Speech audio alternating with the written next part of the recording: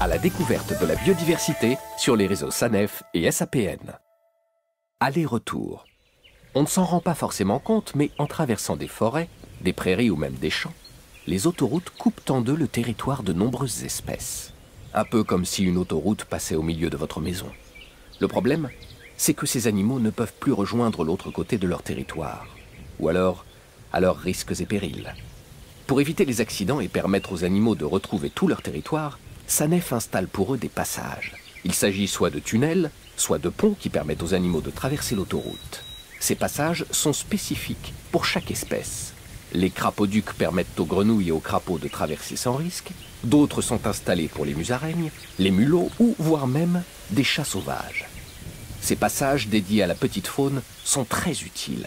En plus de permettre à ces animaux de traverser l'autoroute, ils servent aussi aux scientifiques qui déterminent alors les animaux qui vivent aux alentours.